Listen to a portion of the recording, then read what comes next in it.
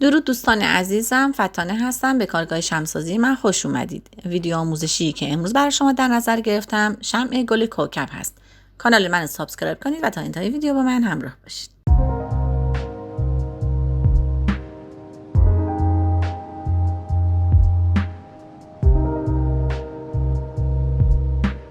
دوستان برای درست کردن شمع گل کوکب که شما کامنت گذاشته بودید و گفتید که گل کوکبم بهتون یاد بدم. امروز این آموزش این شمع من براتون دارم که سری از وسایل هست. الان براتون معرفی میکنم. مثل همیشه قیچی هست، فتیله، سیخ چوبی. بچه یا میتونین اگه تونستین این ابزار رو پیدا کنین که از این ابزار استفاده میکنین. اگه نه از سیخ چوبی هم میشه استفاده کرد. قالبش هست، قالب گل کوکبه. میتونین شکل این قالب رو روی یه مقوا یا تلق در بیارین و اونو قالب بزنین روی پارافین خشک شده، یا میتونین قالبش رو تهیه کنین. پارافین مایع برای تمیز کردن روی صفحه سیلیکونی. من چون میخوام رنگ گلبهی درست کنم، نارنجی و قرمز که ترکیب رنگ امروز بهتون میگم. یه اسانس هست، این اسانسش هم خیلی خوبه، میتونین از اسانس هم استفاده کنید. برای درست کردن گل کوکب از اسپی وکس استفاده میکنم. آدرس پیجم که براتون گذاشته بودم، میتونین از این پیج بخرین. اسپی وکساش خیلی خوبه. اینم قالب وینرش هست که بعد از اینکه اون قالب رو روی پارافین قالب زدیم، تک گلبرگ‌ها رو میتونین وینر بزنین و این خطوط شیا رو روی اون پارافین، روی اون قالبی که در آوردین بندازین. برای شروع کار اسپی وکس ها رو میذارم به طریق بنماریک ذوب. برای درست کردن رنگ امروز که میخوام گلبهی درست کنم، یک مقدار رنگ قرمز رو برمیدارم اندازه چند قطره. برای اینکه بخواین مثلا این مقدار کمتر بریزین، میتونین از این وسیله استفاده کنین. حالا اگه پالت دارین از پالت استفاده کنین. من الان مثلا سر یه قوطی رو برداشتم، از اون دارم استفاده میکنم. قبل از اینکه بخواین رنگو بریزین حتما هم بزنین. مقدار زردی که میخوام به این قرمز اضافه کنم، زردش بیشتر از قرمزه. ترکیب زرد و قرمز با هم یه نارنجی میشه، ولی داخل پارافین که میره کمتر که بریزید میشه حالت گلبهی، نارنجی کمرنگ. برای قسمت وسطش چون این مقدار پررنگ تره، قرمز بیشتری میریزیم. فقط در ریختن رنگ ها مواظب باشین، کم کم رنگ رو اضافه کنید که اون رنگ دلخواهتون به دست بیاد. ببینید الان مثلا این رنگش مقدار پررنگ تره، من برای وسط استفاده میکنم. بعد برای گلبرگ های بیرونی زرد بیشتری میریزم. پارافین که داره ذوب میشه، یه مقدار از پارافین رو برمیدارم، حدود از نصف کمتر، چون برای قسمت غنچه وسط میخوام داخل لیوان کاغذی میریزم و یه مقدار از اینو به این اندازه میریزم داخل لیوان کاغذی. داخل لیوان کاغذی ریختم و هم میزنم. رنگش رو نگاه کنید، این مقدار حالت گلبهی پررنگ که به نارنجی میزنه. صفحه سیلیکونی رو با دستمال کاغذی و پارافین مایع خوب تمیز میکنم. ببینید اگه صفحه سیلیکونیتون جای قسمت زیرش برجستگی داره، مثلا حالت باد کرده داره، با این دستمال کاغذی و پارافین مایع خوب بکشین روی میزتون، صاف میشه.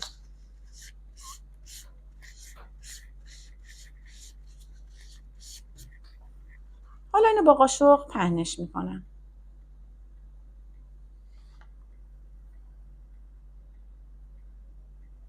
اینا خوش شده و اینو از رو سطح جدا کردم. حالا این قالب رو ببینید، این قالب رو خوب تمیز میکنید و بعد اینو قالب میزنید، میذارید روی این پارافین اسپی وکس ورقی که گذاشتین خوش شد و محکم بهش فشار میدید. حتما باید این کار رو بکنین، محکم فشار بدید تا این خطوطی که روی قالب هست روی این پارافین بیفته، چون این شیاراش باید همه بیفته. و بعد خیلی آهسته اینو جداش میکنید.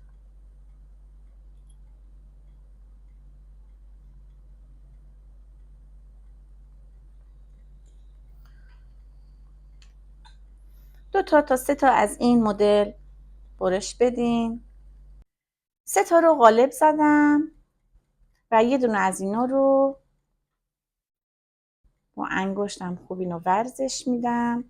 برای این میتونین از پارافین خمیری هم استفاده کنین و به اندازه یه دونه فندق کوچولو اینو در میارم و گردش میکنم.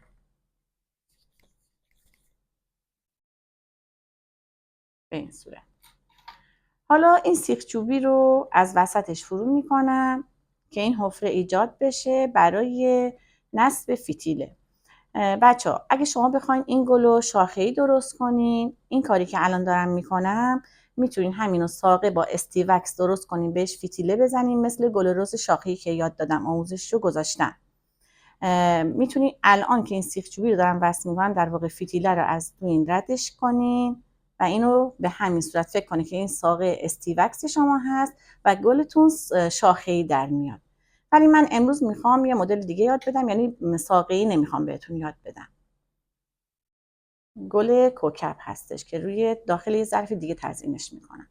خب ببینین این قسمت وسط گلتون هست، فقط بزرگ نباشه، همین اندازه باشه. خود اینایی که من قالب زدم ممکنه که بعضی از اینا شیارش نیفته، حتما اینو قیچی با قیچی ببرین.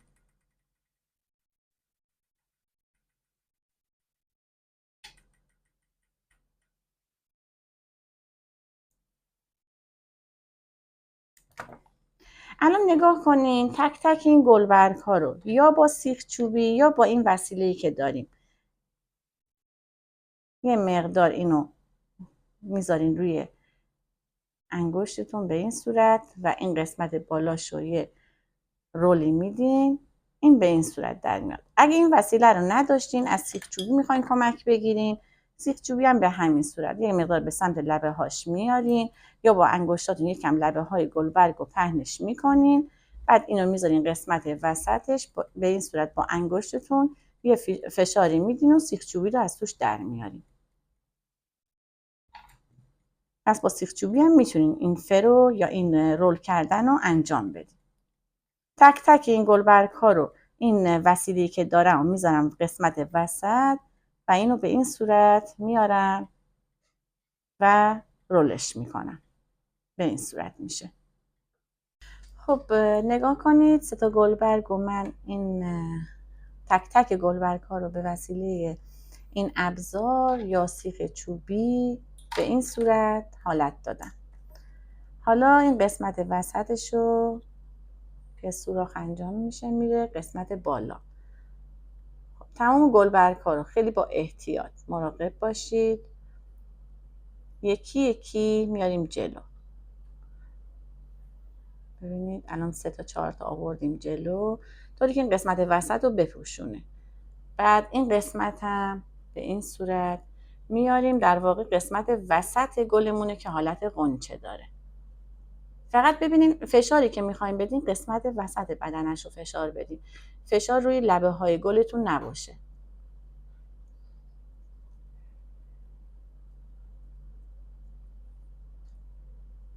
حالت جمع‌تر چون قسمت وسطشه. دومین گلبرگم به همین صورت میره داخل. این بار دیگه این یک کوچولو میاریم پایین‌تر، قسمت بالای سیخ چوبی یا همون فتیله در واقع نگه میداریم. حالا اینا رو میاریم، ببینید میاریم رو همون گلبرگ ها. در واقع گل داره کم کم باز میشه.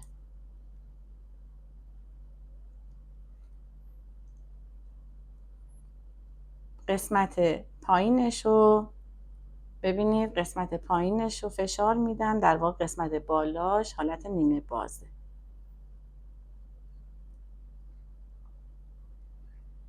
یکی دیگه مونده، اون یکی هم همین کار رو انجام میدم.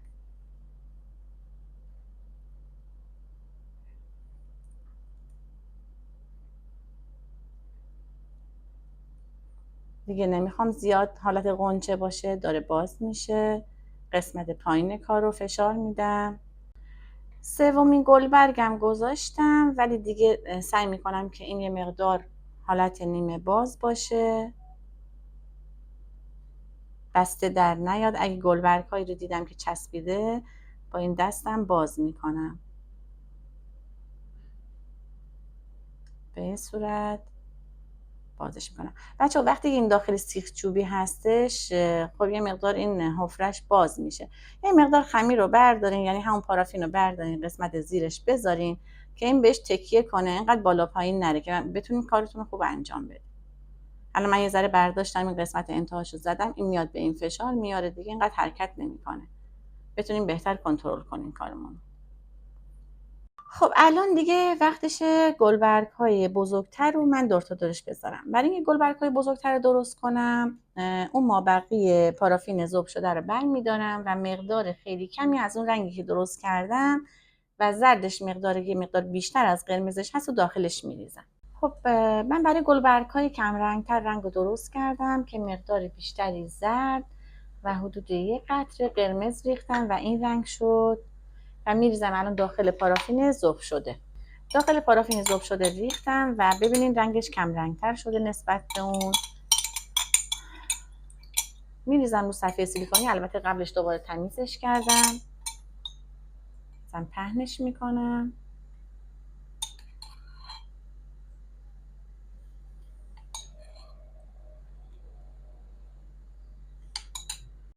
اینو رو از رو صفحه سیلیکونی برداشتم. خب حالا ببینیم بچه ها، این قالبشه برای گلبرگ های کم رنگتر. قالبش این یکیه، یا اینکه این روی کادر یا روی تلق بکشین این حالتو.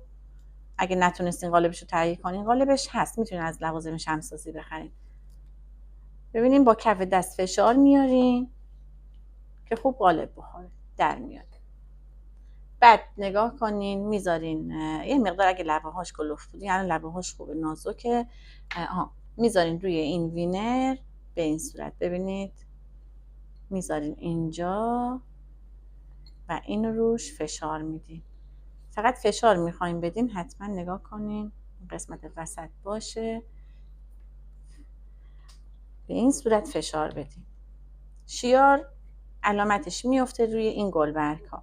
بعد میتونین این وسیله‌ای که دارین به این صورت اینو رولش کنین. این حتما باید این رول بشه، قسمت پایینش بسته بشه. از این تعداد زیادی درست میکنین، میذارین.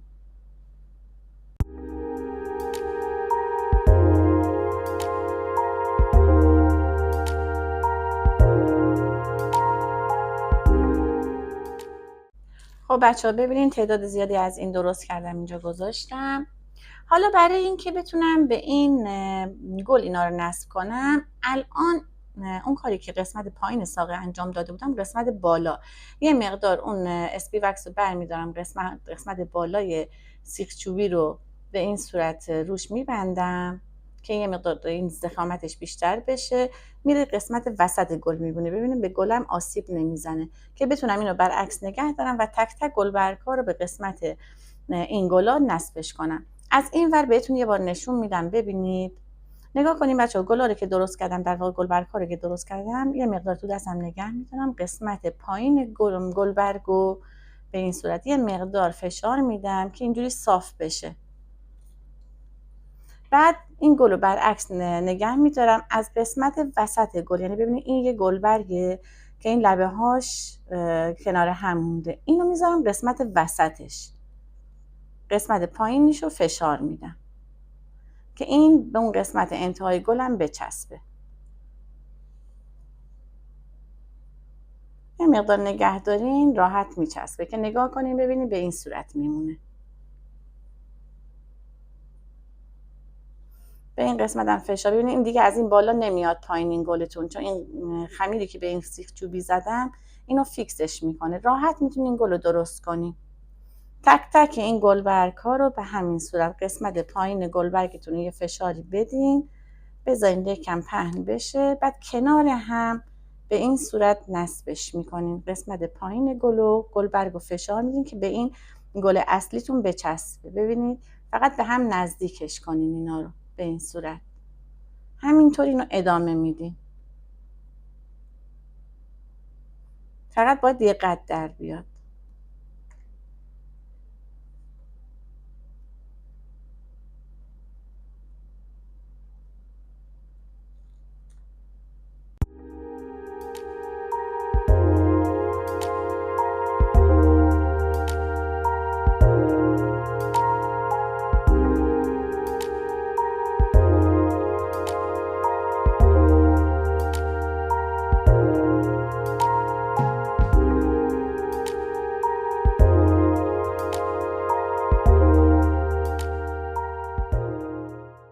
خب من یه ردیف از اینو زدم، ببینید بدنش هم ببینید، با دستم خوب فشار دادم که نیفته، کاملا بهش چسبیده.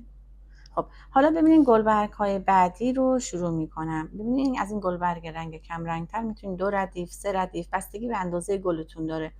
یه مقدار ببینید قسمت بالاش حالت رول داره، قسمت پایینش یه کوچولو با انگشتتون یه مقدار زیرش رو بگیرین ببرین بندازین دور و این قسمت پایینش کم پهن کنین. تو دستتون هم این کاملا نرم میشه. از قسمت وسط 2 تا گلبرگ شروع کنین، راحت میچسبه. ببینید همون اندازه یک مقدار گلبرگ‌هاش بیرون‌تر میزنه. حتی میتونین با انگشتون به این صورت به سمت بیرون هم اینو خمش کنین، شکلش بدین، قسمت پایینش هم اینجوری فشار بدین میچسبه. همینجور ادامه میدین. الان گلبرگ بعدی که من قسمت زیرش رو به این صورت رولش کرده بودم، یه کوچولو اینو میبرم میریزم دور، قسمت بالاش به هم نزدیک بشه، قسمت پایینش باز میشه و بعد کنار همون اینو میذارم. ببینید فقط قدش یه قد باشه و نزدیک به اون گلبرگ اولی باشه. قسمت پایینش هم فشار میدم. اگه برعکس کنم به این صورت فشار میدم که خوب فیکس بشه. ببینین این میشه گلبرگ های ردیف دوم که دارم میزنم کنار هم دیگه. اگه احساس میکنی که اینجوری براتون برعکس کردن راحت باشه، قسمت بالای سیخ چوبی رو خمیر بزنین. اگر هم میخواین از همین قسمت گلتون رو نگاه کنین که به چه صورت میخواین گلبرگ رو وصل کنین، قسمت پایینش رو یه خمیر کوچولو بزنین که اینقدر این تکون نخوره، بتونین کنترل کنین کارتون رو. که من الان همین کارو میکنم. ببینین این الان دیگه پایین نمیاد، راحت میتونم اینو اینجوری فیکس شده، هم از بالا هم از پایین میتونم گلبرگ‌ها رو نصب کنم. قسمت بالاش که به هم نزدیکه، قسمت پایینش فشار میدم به این صورت بشه و کنار همون به این صورت آرومی فشار میدم میچسبه. خاصیت چسبندگی داره. ببینید به هم نزدیک دارم وصل میکنم. به همین صورت ادامه میدید که گلتون پرپشت در بیاد. بچه‌ها ببینید من میخوام ردیف سومو بزنم. ردیف سومم باز به همین صورت، قسمت بالاش که حالت تا خورده و رول داره کار ندارم، ولی قسمت پایینشو به خاطر اینکه بدنه گل بچسبه یه مقدار بازش میکنم. باز از مابین 2 تا گل شروع میکنم به نصب کردن. ببینید اینو الان میخوام مابین این 2 تا بزنم. یک کوچولو میتونه بیاد بالاتر یا میتونه هم سطح همونا قرار بگیره. این ردیفم باز به همون صورت به قسمت بدنش فشار میدم و میچسبه.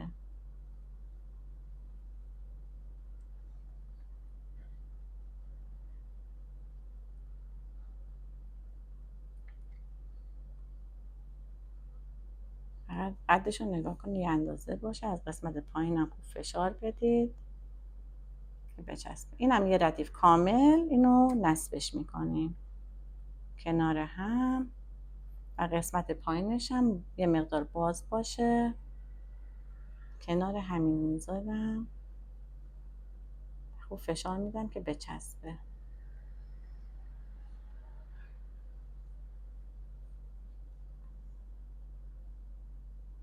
خب من دیگه ردیف آخر رو زدم و این از گل کوکب. این اضافه خمیرم که به این سیخ چوبی زده بودم از به این صورت از اینجا در میارم. این قسمت وسط غنچه رو یک کوچولو با دستم به هم دیگه فشار میدم، زیاد نه. و بعد این فتیله رو از همین حفره‌ای که ایجاد شده رد میکنم، از اون ور در بیاد. به اندازی که دوست دارید اینو قرار بدید و ما بقیشو قسمت پایینشو با قیچی بزنید. قسمت زیر گلتون هم میتونین یه کاسبرگ سبزم بهش بزنید. کاسبرگ سبزم میتونین با این قالب یه مقدار اون رو ذوب کنید، رنگ سبز بریزید و کاسبرگ سبز رو درست کنید. به قسمت زیر گلتون میتونین کاسبرگ بزنید. حالا تزیینش رو داخل ظرف شیشه‌ای بهتون یاد میدم. من یه مقدار بچه‌ها پارافین سویا وکس ایرانی و خارجی رو با هم قاطی کردم و یه مقدار رنگ زرد بهش اضافه کردم. این ظرف شیشه‌ای هستش. یه مقدار کمی زمانی که رنگ رو اضافه کردم این اسانس جنگلم بهش زدم، چند قطره ریختم، خوب هم زدم. حالا میریزم تو این ظرف شیشه‌ای، نصفشو پارافین میریزم، میذارم که خشک بشه.